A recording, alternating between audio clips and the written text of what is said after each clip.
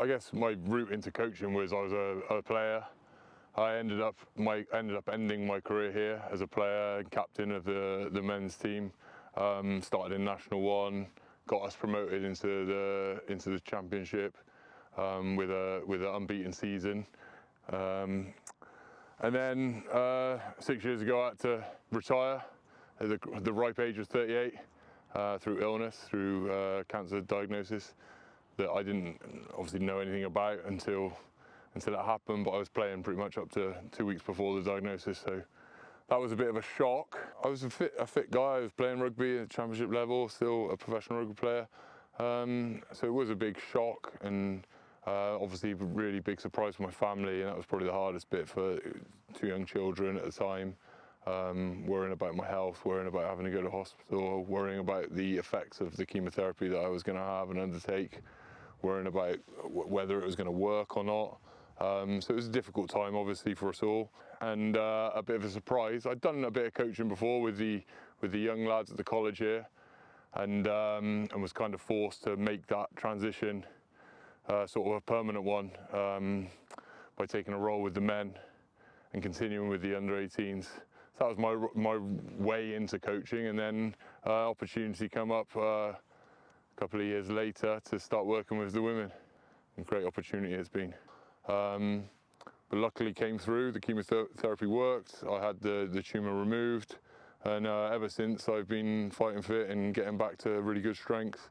Yeah, and I'm feeling really good now about it, and certainly trying to put that behind me and move on. You know, don't let that diagnosis sort of define me. And sort of I was a very, a professional rugby before I had the diagnosis, and now I want to be a really successful coach. So that's my aim, to try and do that. Oh, it's been great working with the girls. Very receptive, very keen to learn, very open to the ideas that I was throwing at them.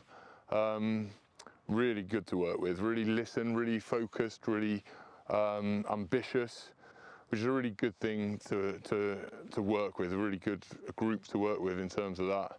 And yeah, it's been an unbelievable 2 years really in terms of the success we've had. But to do 2 from 2 with these girls has been really good, and really good for my CV as a coach, I guess. I don't think we want to get too far ahead of ourselves. We know it's going to be a very difficult season with the amount of international girls away, especially at the start.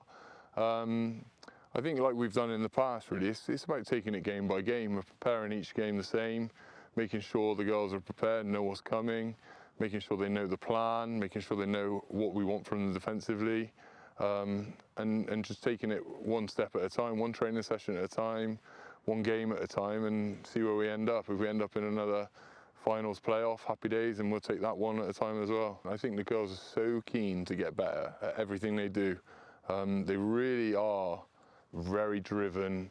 They really want to be the best that they can be, and every training session I see it, and every game I see it.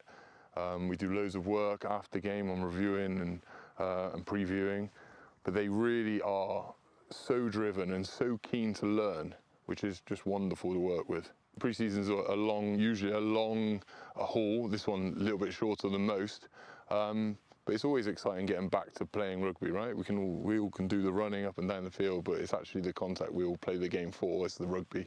It's actually getting to make tackles and score tries and do all the things we love to do. So, yeah, really excited to get back playing and watching the girls play, because they do give us coaches some real satisfaction in our roles when they do the things we ask them to do, and it's great to work with.